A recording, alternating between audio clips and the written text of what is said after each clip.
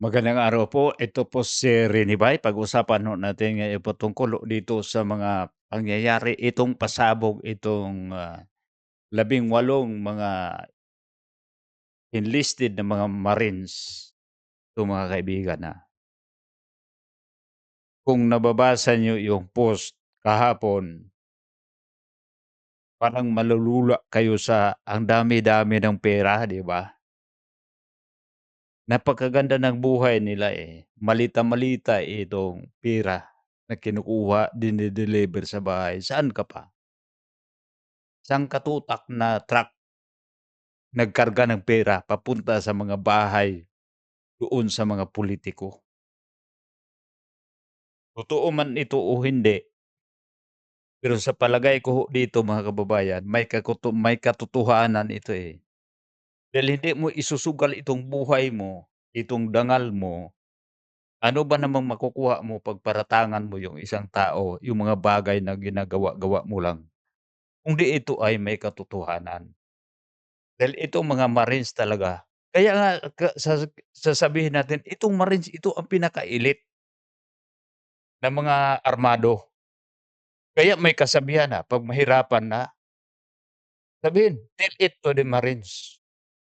Yan sila kagaling, hindi naman natin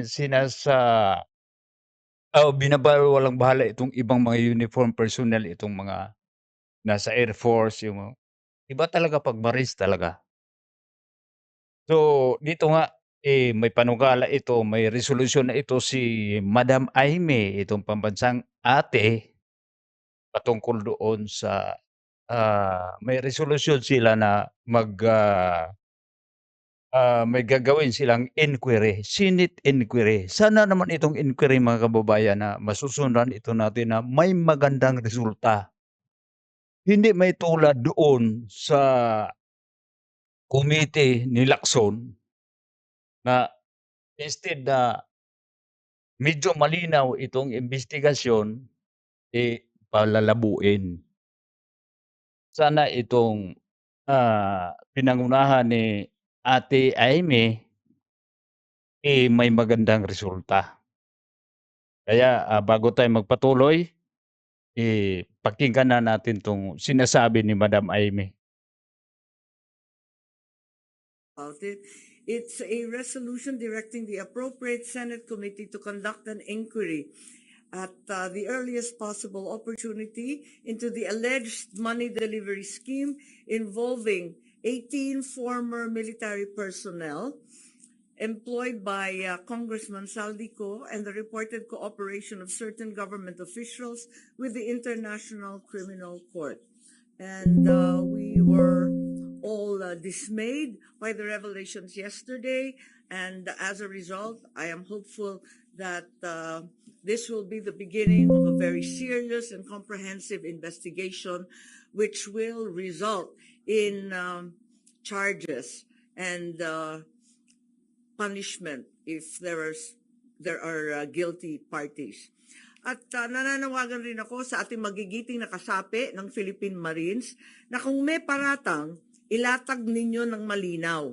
Kung may ebidensya, ilabas ninyo ng buong tapang. Kumbaga sa maleta, mananatiling sikreto ang laman niyan kung hindi ilalatag sa lamesa at bubuksan. Dito natin buksan sa Senado at suriin ang maleta ng katotohanan. Hindi maaring trial by publicity ang mangyari. Hindi maaring ang institusyon ng Senado at pati na rin ang Kongreso at ang dangal ng bawat halal ng bayan, Senado man o Kongresista, ay mayurakan ng walang kalaban-laban. Batid ko na nagpahayag kayo na nais ninyong tayuan ang mga pahayag ninyo under oath. Yan din ang aking inaasahan at susubaybayan. Tama ang hakbang na yan upang maging opisyal ang lahat.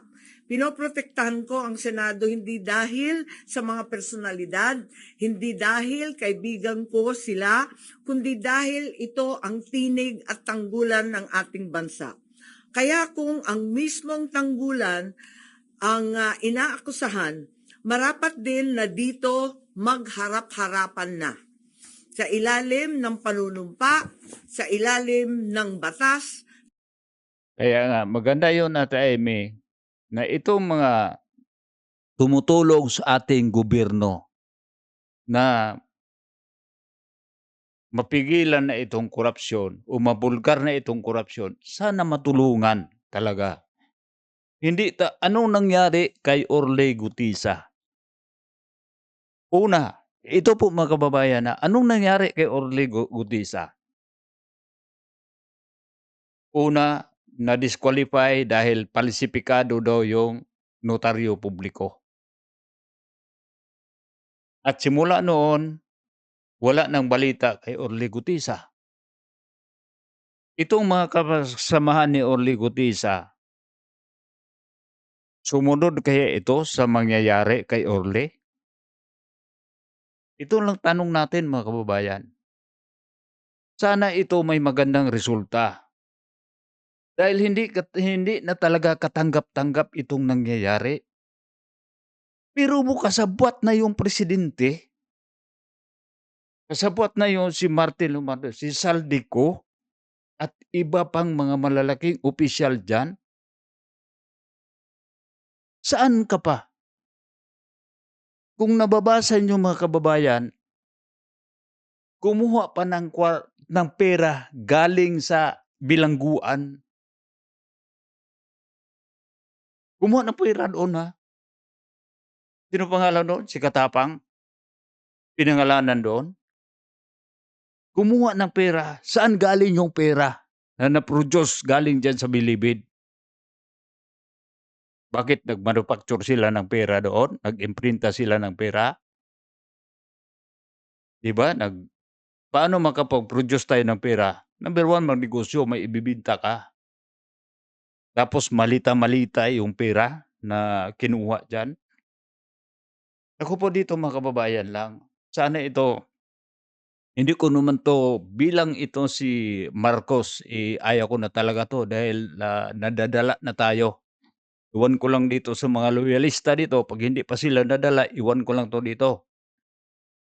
Kung ano pang mangyari sa bansa natin kung ito magpatuloy ang mga, iwan ko ba, nasa genes na talaga nila manggagamit talaga Kaya sana itong mangyayari nito, susundan natin mga kababayan, huwag na tayong magpabudol ulit. Susundan natin kung anong mangyari dito sa inquiry na gagawin nila.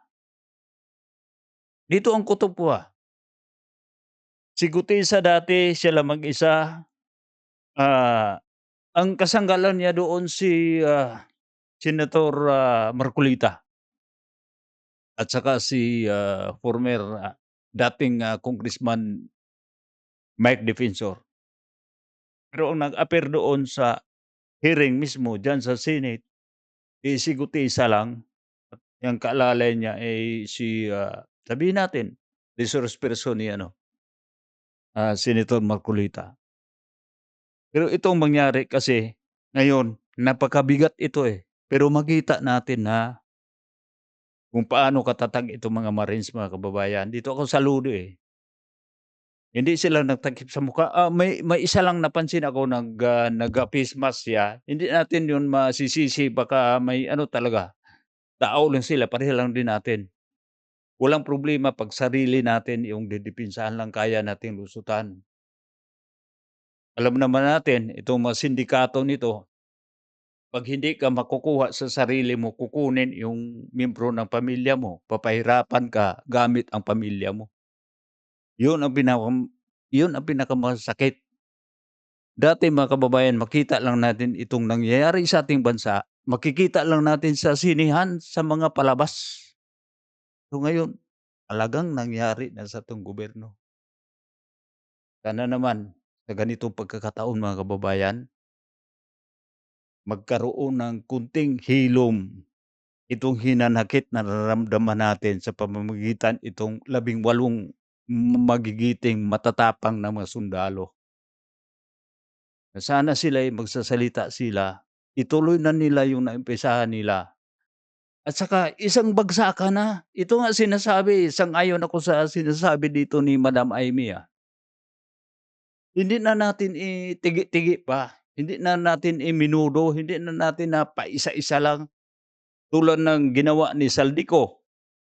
inaraw-araw itong, video niyan pinapalabas. Bakit nila lang sasabihin sa isang malinaw na dokumento? Halimbawa, pangalanan mo yung tao, pangalanan mo lahat yung taong may, personal ka na may kaalaman, personal, ano ba tawag dun, personal knowledge. Pangalanan mo yung mga tao at saka ito marami naman 'to sila dito, pero kagandahan dito hindi nila tinago ang ilang mga pangalan. Kaya tayong nagsusuporta dito mga kababayan, alam mo natin, nagtatrabaho ka sa mga tao dito ang pinakamasakit, bilang isang sundalo, nagtatrabaho ka sa mga tao na nasa gobyerno nagtrabaho, pero ang ginagago nila ang gobyerno. Ibig sabihin mismo, 'yun ang sinasabi ni dating, presidente PRRD na mahirap talaga. Nasa gobyerno ka tapos ang kalaban mo ay gobyerno.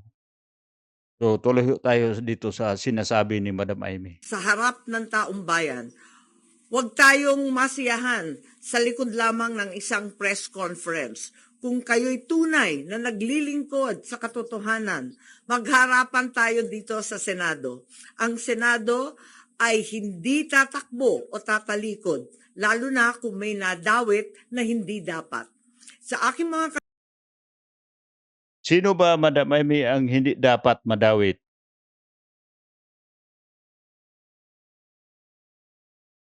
Yung mga kasamahan mo na mga politiko. Pero ang problema kasi dito, ang dami, eh. Ang dami dito po mga kababayan, makikita natin kung mababasa ninyo itong mga pictures.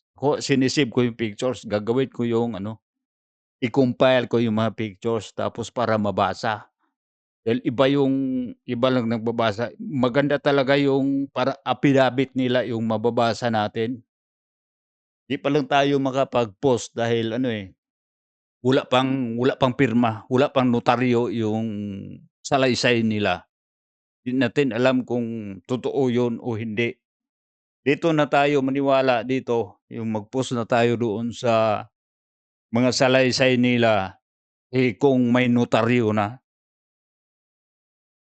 Pero dito mga kababayan, kahit may notaryo o wala,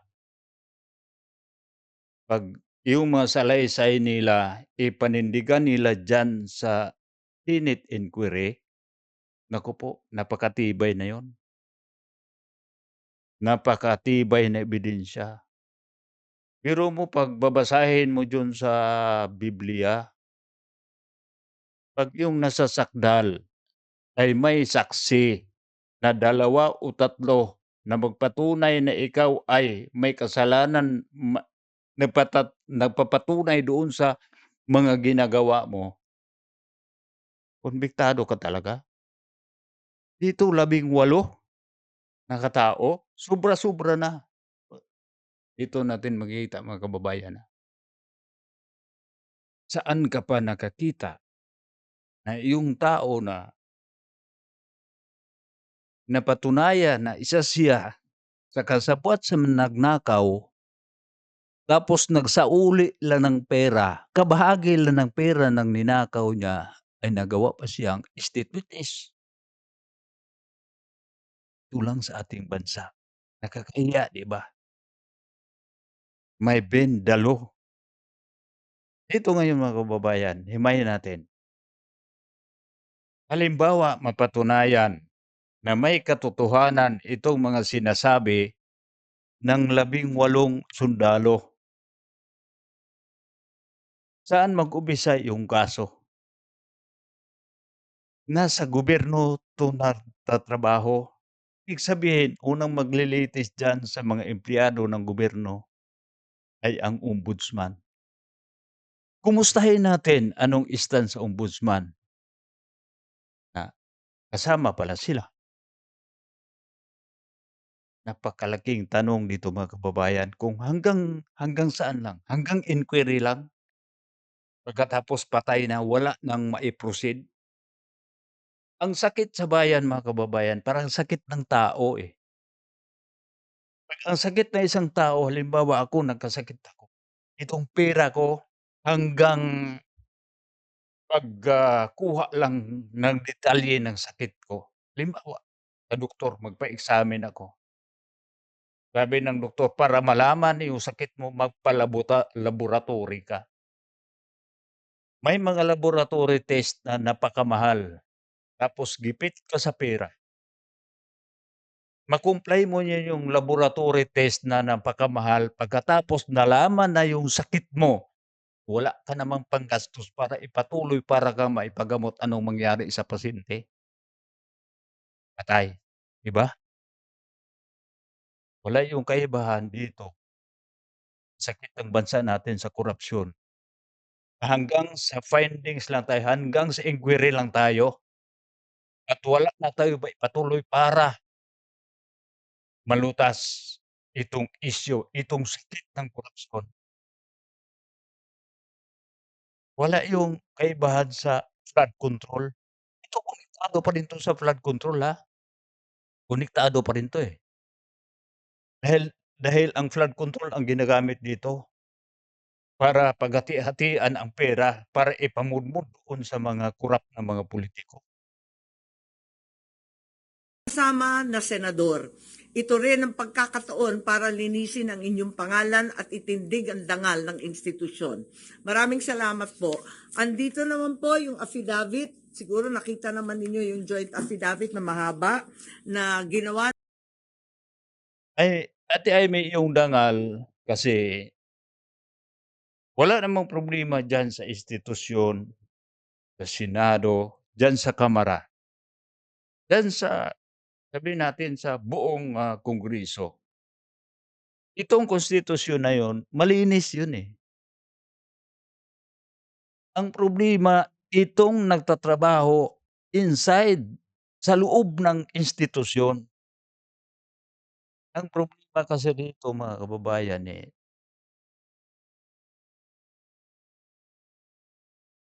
nagmula doon sa tao sa loob. Wala na silang kinakatakutan. Sabihin mo sa kapatid mo nga, Ate Aimee, bakit nangyari yon? Bakit pinahintulutan? Dito po natin mga kababayan, sabihin man natin na 3 equal branches ang ating gobyerno,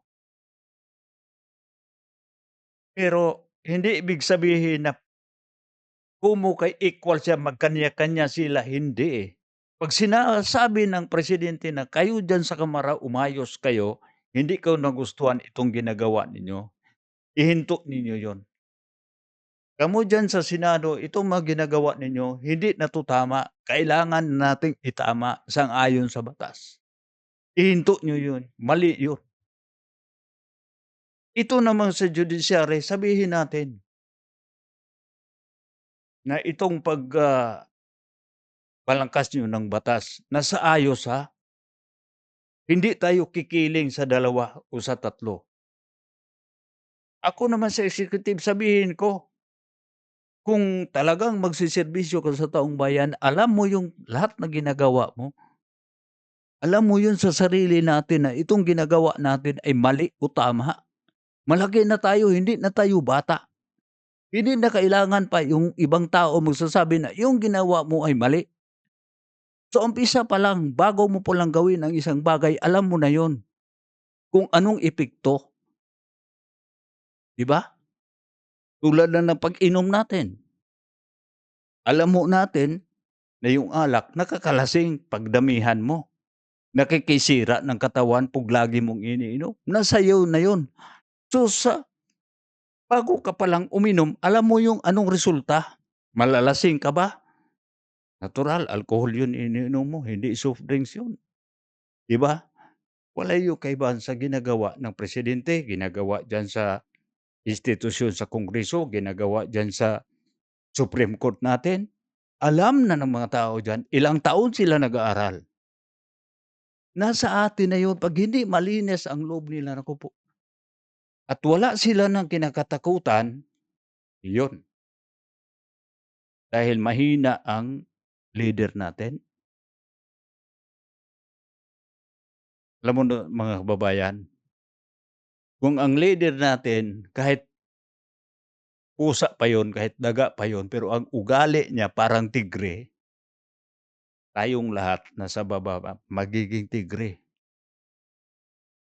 Sa panahon ni Tatay Digong lahat, matapang, Binigyan ng pagkakataon na mapansin ang kaniyang pagkatao. Naalala niyo dati yung sa airport natin, may mga laglag bala, may mga nangunguha ng mga gamit, may, gumagawa ng kabulastugan para ma-delay ang flight mo, para ka maka makuhaan ng pera. Anong sabi ni PRRD, gumagawa kayong eksena na makukuha kayo ng atensyon, huwag kayong magpauto. Lalaban tayo sa karapatan natin, karapatan man lang ilalaban, nasa tama lang tayo, yun lang ang gusto, na nasa tama tayo. Sana naman itong inquiry, yun naman ang gusto natin na maitama na may magandang resulta. Ewan ko lang, dagdagan pa natin ng konting dasal sa Panginoon mga kababayan na sana matagumpayan natin 'tong lahat. Malampasan natin 'to dahil kahit pinakasimple nating Pilipino, hindi tayo puwede magbulag-bulagan, magbingi-bingihan. Apektado na tayo rito, buhay na nating Pilipino. Bakit ba kahit ganito ang Pilipinas natin, isa lang ating bansa, walang ibang magmamahal diyan kundi tayo lang. Sana naman itong magigiting na mga 18 sundalo, makatulong man tayo sa kanila sa pamamagitan ng pagsuporta, pagsiwalat sa mga katotohanan na ginagawa nila. Kaya naririnig ko yung sinasabi, 'pag hindi makikinig ang ombudsman o isang mga institusyon sa gobyerno na may kapangyarihan patungkol doon sa mga isyu sa korupsyon, patungkol doon sa mga kriminalidad, may pag-asa pa. Hindi na madala na nila na doon sila magsumbong, doon na sa taong bayan. Alam mo natin na kahit gaano pa naman kataas ang posisyon ng isang mga politiko natin, sinong nagbigay ng kapangyarihan nila? Kapangyarihan galing sa mga tao, hindi galing sa ilang ilang opisyal. Alalahanin ho natin mga kababayan, ito nga, pinaparusahan na tayo doon sa mga ginagawa natin sa nakaraan, Hindi tayo boboto sa mga politiko 'pag walang pera. Kaya nga yun, ang resulta ngayon, namumuhunan sila para sa politika, para ipamudmod nila lahat na lang pambayad para sumang-ayon. Saan ka pa? Binabayaran, anong binabayaran nila? Bawat daw, sesyon sa Quadcom may bayad, ang, COMELEC may bayad, sa mga congressman at senador may bayad, sa mga sa DBM may bayad. Ibig sabihin 'pag subornuhan ka, sabihin nun para lang hindi ka magreklamo kung anong ipapagawa sa'yo. Tapos sino mang tao diyan ang nagpahintulot na gagawin yun. Hindi naman siguro si congressman, 'di ba? May basbas yun. Kaya totoo ang sinasabi ni VP Sara na 2 tao lang ang may kontrol sa pera ng ating bansa, si Saldico at saka si Martin Romualdez. Ngayon, nagkatotoo na yung sinasabi ni VP Sara. Ito pala ang konteksto doon sa mga sinasabi niya dati. Paano nangyari? Ito talaga, mahimay-himay na ngayon, halimbawa matuloy itong inquiry nila sa Senate, sana magkaroon ito ng magandang resulta. ng ating mga Marines kahapon.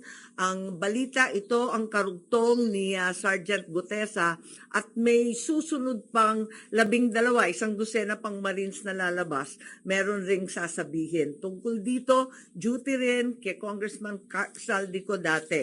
Meron rin umiikot na iba't ibang mga link matrix, siguro nakita na rin ninyo. At ang talagang binibigyan ng pansin nito at dinidiin ay yung mga mastermind. Sapagkat alam naman natin lahat na hanggang ngayon, ang tinutumbok pa lamang ay yung mga small fry ika nga, yung mga dilis, yung mga maliliit at Tsaka pa ate, may alam ka naman talaga. May alam ka naman talaga doon sa ginagawa. Kapatid mo yun eh. Hindi natin pwedeng wala tayong alam. Lagi lang tayong walang alam. Mga kababayan, basta kapamilya mo, kapatid mo, alam mo talaga yung mga ginagawa. Wala naman talagang ibang may mataas pa na kapangyarihan na makapagbigay ng go signal kung anong dapat nga gawin. Kung halimbawa, wala talaga siyang alam doon sa mga malalaking nangyayari dito sa ating bansa, so ibig sabihin hindi siya fit maging presidente, 'di ba? Tama ba mga kababayan? Kung ito ang behavior ng ating pangulo, ano bang mangyari sa ating bansang Pilipinas? Kinukulang na nga tayo sa pera, nangungutang pa, ninakaw. Bakit tayo kinukulang? Ninakaw nilang pera, eh. Nawawala ang pera. Anong sabi ni Mr. Batman, si ano, si Recto, may deficit tayong 200 billion sa budget natin for this year, 2026. Magkano yung pera, ilan yung pera, ilang malita pala yung perang hinakot nila. Tapos ang pera ngayon ay natutulo o halimbawa nasa malita pa ngayon, hindi nakaikot. Anong nangyari? Ang pera natin nakatago, hindi nakaikot. Itong pera na yun ay utang, hindi nakaikot, nagbabayad pa ang Pilipinas sa interest diyan. Dahil wala naman tayong sariling resources, kundi nabubuhay lang tayo talaga sa utang. Dahil yung kinikita natin sa Pilipinas, itong na-generate natin na income sa Pilipinas, kinukulang pa nga para magampanan itong mga tungkulin ng gobyerno para doon sa gobyerno lang mismo, hindi pa nga sa mga tao, eh, 'di ba? Tapos mababasa natin, makikita natin, malita-malita yung pera. May sinasabi pa nga, eh, may ibang mga active pa na mga pulis na sumama sa kanila, sa kanilang pag-deliver at nangunguha pa ng pera, ninanakaw. Sinisira yung padlock ng malita tapos bumubunot dun ng mga paldo-paldong bundle ng pera. Saan ka pa? Ganun na lang? Ganun na lang tayo kahayop? Wala na akong maano dito, eh. Mas okey pa yung mag-alaga ka ng aso, mamahalin ka pa ng hanggang mamatay yung aso, pero itong mga klase ng mga pulitiko natin, naku po, baka magsabi man tayo ng masama laban sa kanila, kasalanan man natin yun dahil hindi tayo dapat mag-ano, pero sa nangyari ngayon sa ating bansa, naku po, sino pa pinahirapan nila? Tayong taong bayan, tapos taong bayan lagi nilang ginagamit, lalo na 'tong alam mo natin mga kababayan, ha, itong darating na halalan, ngayon nagproklama na si VP Inday na tumakbo siya bilang presidente sa 2028. Suportahan natin mga kababayan. At ito, huwag tayong mapagamit dito, ha. Itong nasa screen natin, huwag tayong mapapagamit dito. May sasabihin siya dito, eh. maliliit na kasangkot. Malaki man ang halaga, hindi sila yung mga tunay na mastermind. Tumbukin na ang mga mastermind at katulong natin ang ating magigiting na mga Marines. Yun lang po. Maraming salamat. But how can... Po? Pwede may attach, i-addendum natin. May mali-mali nagmamadali kasi kami kagabi, ang haba-haba rin kasi ng affidavit Pati yung spelling ni Attorney Baligod, mali This one. Yung sa atin signed ba? Yung affidavit? Parang signed naman yata. Ma'am, how can we be assured na magiging objective kapag dito sa Senado inimbestigahan? Well, palagay ko, makikinig naman ang lahat kapag dumating sila rito at kahit ano pang pagkukuble ang gawin, maririnig ng tao ng direktamente. Makikinig nga. Ang gusto nga namin dito, itratar silang maayos, hindi sila takutin. Ang problema kasi dyan sa Senado, sindakin. Halimbawa, mali doon sa sagot, sabi na ikontem ka dahil mali yung sinasabi mo. Po. Ma'am, meron na po bang nagparating sa inyo na meron din silang concerns for their lives? Especially after nga po nung nangyari kay Sergeant Gutesa. Oo, hindi natin alam kung ano nangyari kay Sergeant Gutesa, pati yung kanyang pamilya nanganganib. Kaya nga, yun ang kinakatakot namin, Ate Amy. Example lang yun si Mr. Gutesa. Makasamahan niya to Baka ito din mangyari sa isa sa mga kasamahan ngayon. Lahat itong mga Marines na to, matagal ko nang naririnig na nais lumabas, yun nga lang, nag-aalala sa kanilang buhay, ang Bakit yung magawa? Hindi mo, halimbawa ako isang senador, sa tindigan ko yun Gusto ko rin yun. Na matuldukan na tong korupsyon sa ating bansa. May maitulong tayo. Ang problema ito ni Ate Amy, mga kababayan, para siyang safe fleeing. Karoon lang siya ng safety siya, hindi siya mapuruhan. Kung matamaan man siya, ano lang. Tapos hindi siya masyadong, kung ano, pangtapal-tapal lang sa galit ng tao. trabaho at buhay din ng kanilang pamilya. Ma'am, if ever po mag-agree sila na humarap po dito sa Senado, Hindi can ba the Senate... nagbo-volunteer? Paano bobo din. Hindi mo na intindihan yung mga sinasabi kahapon, anytime, handa silang mag-cooperate sa ating gobyerno. Mga dito gobyerno yung magnanakaw, tapos ang akusa pa man 'to, ay mga empleyado sa gobyerno tapos magpatulong sila sa gobyerno. Ito nga, nakakalito Itong sinasabi ni dating Pangulong Rodrigo Duterte. Hirap talaga magtrabaho sa gobyerno. Kalaban mo gobyerno. Panghina ng loob, pero hindi natin mga kababayan na bigyan pa tayo ng konting lakas. Dahil yung dignidad natin mga Pilipino, yuyurakan na itong mga leaders natin, itong namumuno sa tayong bansa. Binababoy na tayo Yung Attorney Levy kahapon Opo. na patawagin daw sila at handang-handa daw sila. Can the Senate offer them any protection po? I hope so. Anong I hope so? Siguraduhin ninyo dahil nagkusa na nga yung tao, risky na yung buhay nila, nanganganib na yung buhay nila personal at saka sa pamilya nila. Tapos hindi mo pa sinigurado. Dito lang Kung ako sabihin ko sinigurado, ako na maglakad mismo. Itong mga taong tumutulong sa atin para natin matukoy kung sino ang mastermind nito, dahil nadagdag na 'to, pinatay na nila ang sa Blue Ribbon Hindi na maituloy. Ito na, second batch na 'tong mga itong kay Saldi. Pinatay na nila, wala na. Ito na lang. Wala na rin itong, kumbaga sabihin natin mga kababayan na sinasabi ko kanina, para na 'tong sa sakit ng tao Parang hanggang sa laboratory lang tayo. Wala na tayong maipatuloy para magamot itong sakit. Ang mangyari sa pasyente ay karapat-dapat lamang na talagang protektahan sila.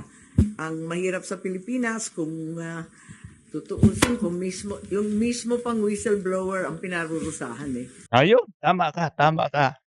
Sana Ate Amy may gagawin ka diyan. Hindi lang ka puro daldal. Kailangan nga may magawa ka diyan. Ipakita mo rin ang tapang mo. Ako na bahala diyan para maproteksyonan kayo. Magsusuporta yung mga ibang kasapi diyan sa komitiba mo. Ito pangalagaan natin 'tong mga nagsiwalat ng katiwalian. Ang problema kasi diyan, pinoprotektahan diyan karamihan, yung mga sinusumbong. Itong mga nagsusumbong, ilalagay mo sa alanganin, walang proteksyon na makukuha nila. Doon sila sa riske. Mapapatay sila o anong gagawin sa kanilang pamilya, tatakutin sila. Gagambalain ang, kapamilya nila.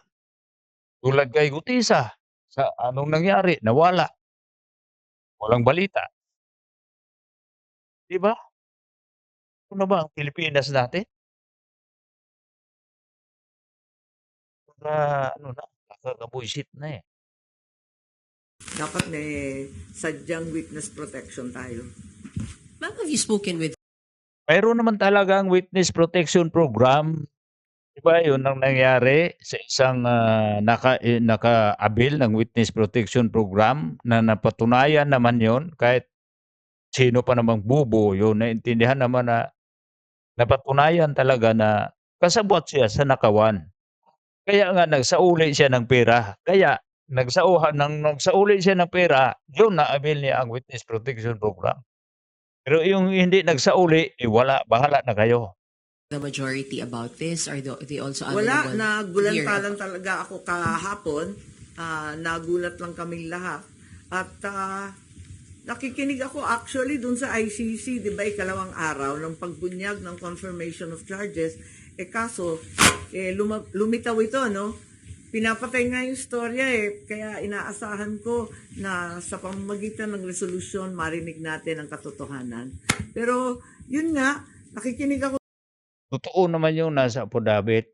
Hindi niya kailangan, no? Kung talaga sa akin lang dito mga kababayan na hindi ito mag-aksaya ng oras, hindi ito ilagay sa langanin ang kanilang buhay itong 18 mga listed na mga armed personnel dati.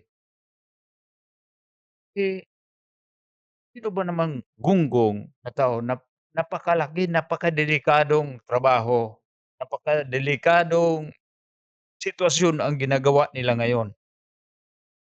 Malalaking opisyal ng ating bansa, kontrolado. Biro mo nga,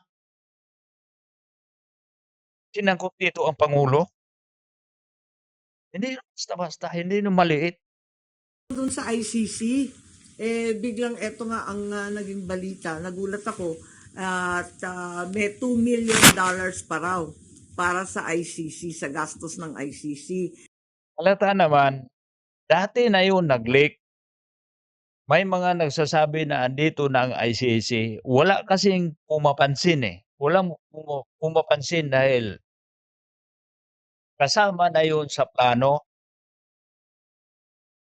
Halata naman. Kung narinig mo, Ate Amy, yung sinasabi ng prosecutor ng nakaraang araw, yung unang araw doon sa confirmation hearing, yung binabasa doon sa prosecutor ay script yun, si Trillanes yung nagdala doon. Karamihan yun ang naririnig natin sa mga Quadcom hearing dati. Yun ang mga sinasabi ni Trillanes. Baka nga ito pang mga papel na bitbit-bitbit ni Trillanes dati, yun pa ang dinadala ni Trillanes doon sa dihig. Ba? Halata. Nakakagulat naman yun. Kung binayaran yung mga Bakit magulat ka, Ate Amy? Gano'n naman talaga ang kalakalan ngayon. Lahat ibayad.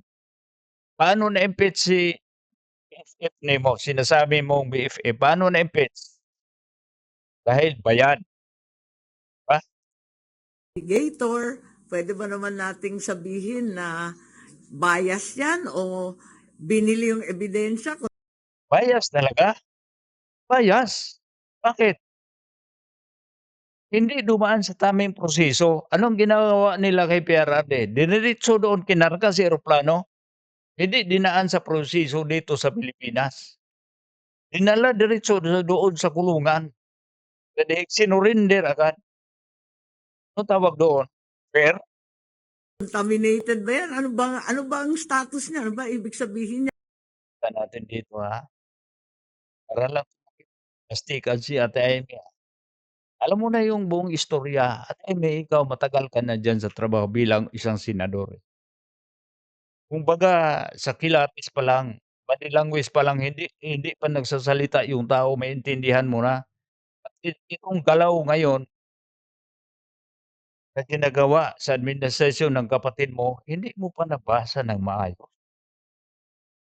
Tapos maya't maya, inaabutan pa ng paper bag at kung ano-ano pang pandagdag daw sa kanilang Huwag mong lalagyan ng daw.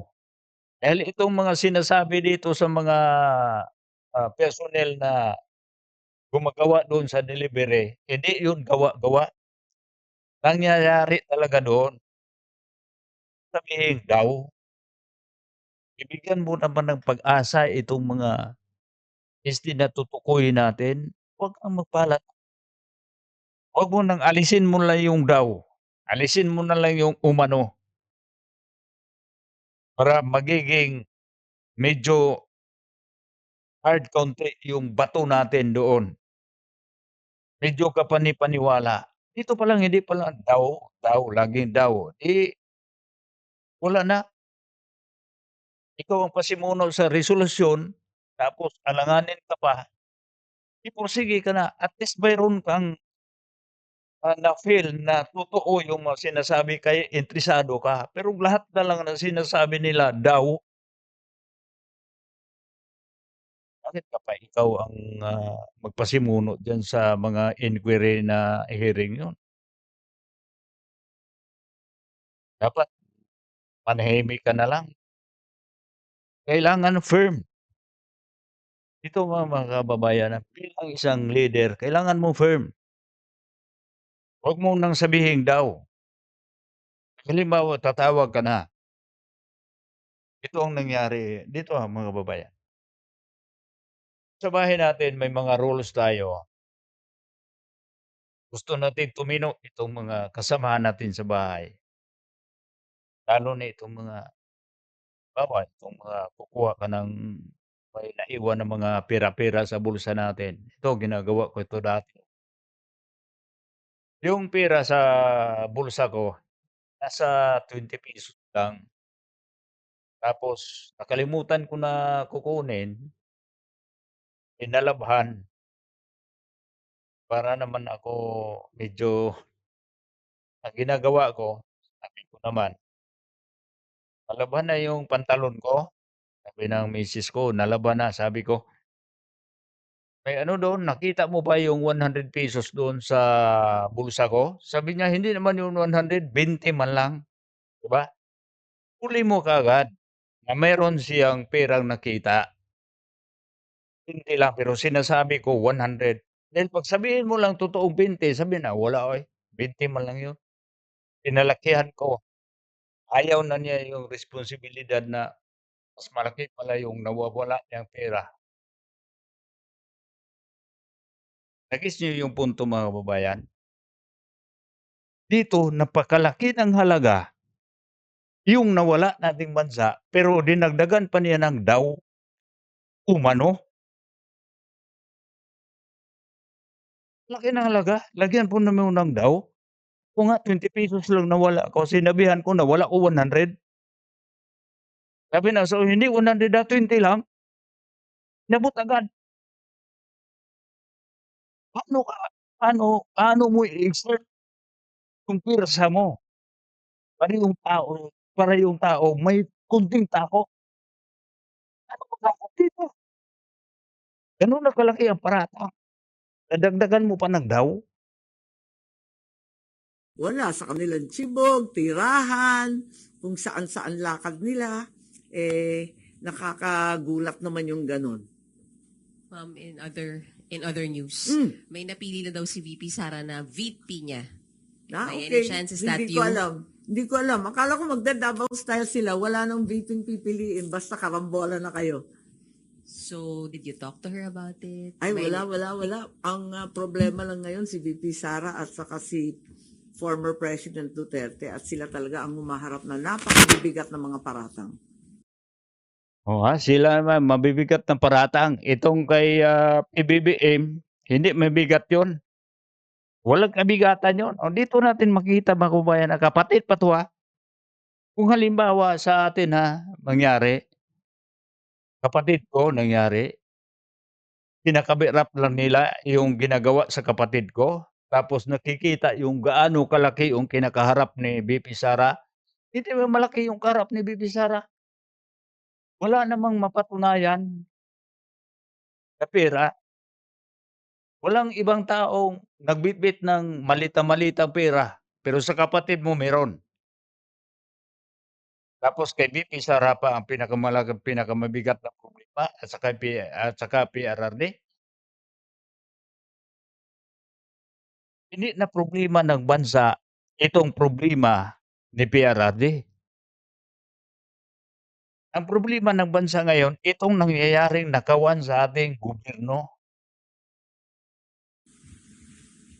Isa kayo sa tinuturo na possible ng mga kasamahan yun, even Duterte supporters. Talaga naman, forever running mate na ako ni Inday Sara.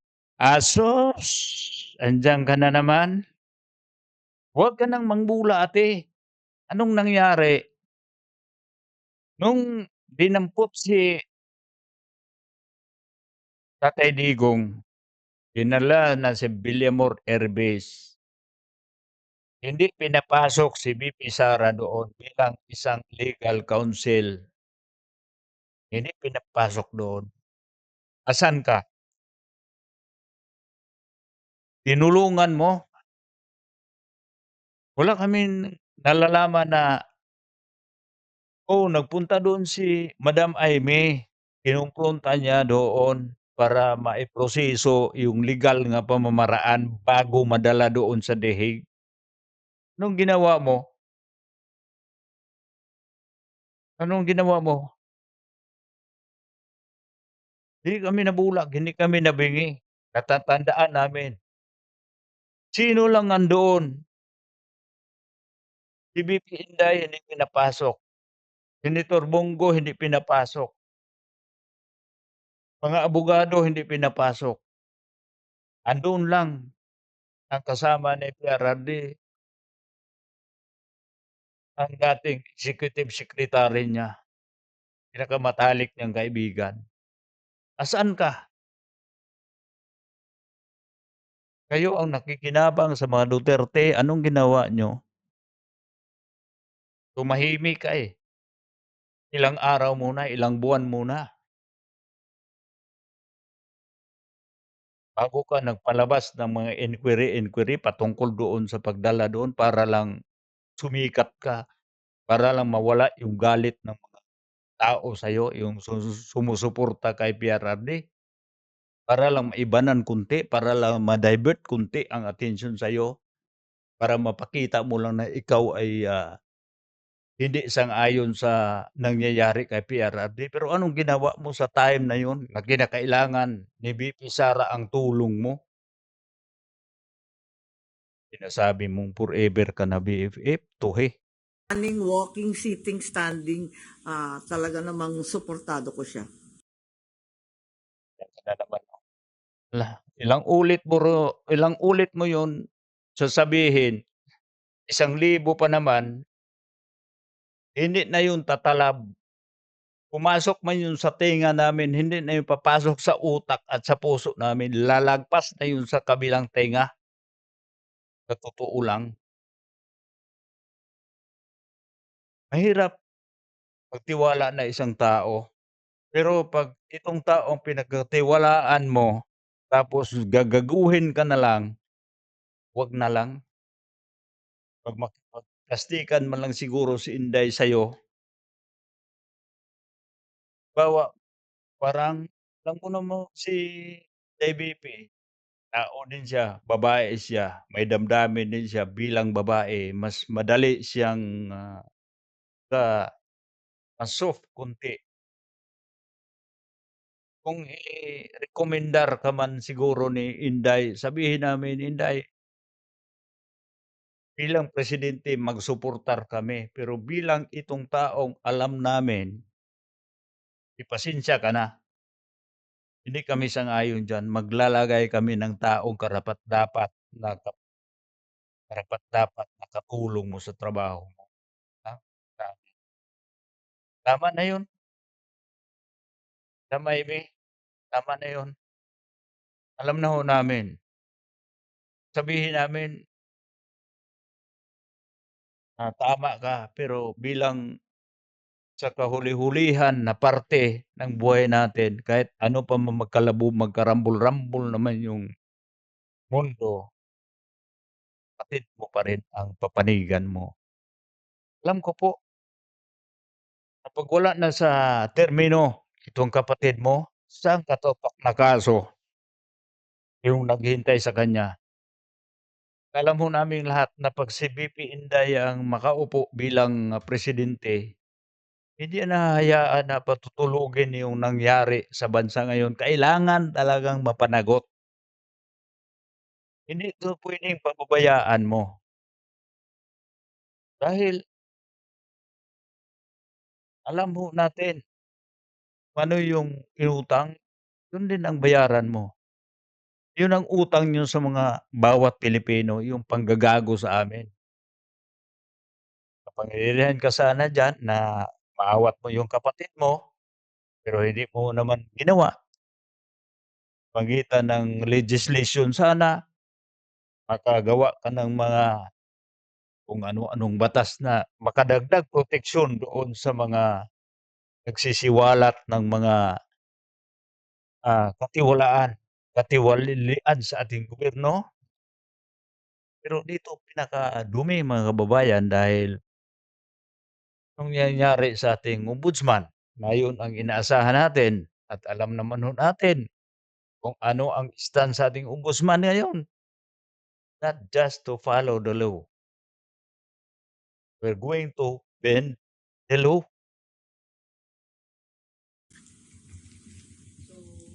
Pag-uusap or kakausapin kayo Hindi. about it, no?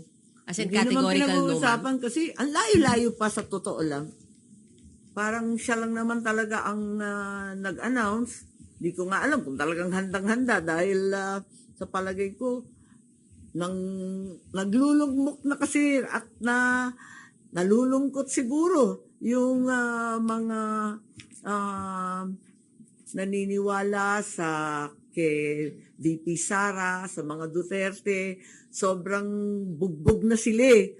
Siguro pambigay Alam mo pala eh. Tapos anong ginawa mo? Ito mga kababayan, dito lang po tayo. Nakakasawa na 'tong, pakinggan itong, mga palusot dito eh.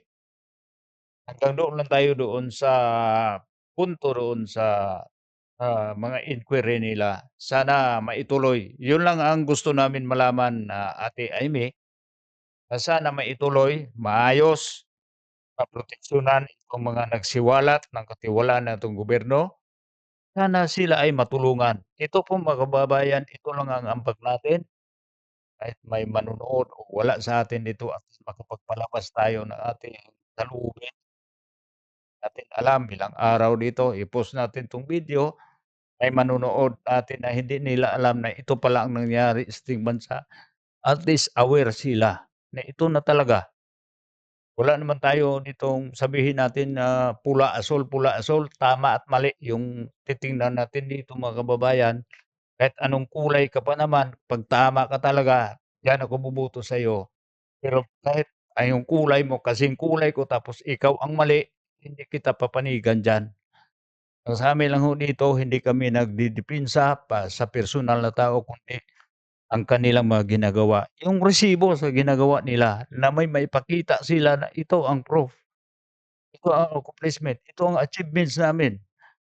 sa aming pagserbisyo at nagustuhan namin yung serbisyo sa mga Duterte. Sana sa 2028 bago na naman tayong presidente na isa na namang Duterte. Ito po si Rene Bay. Salamat po sa inyong panonood. See you next time.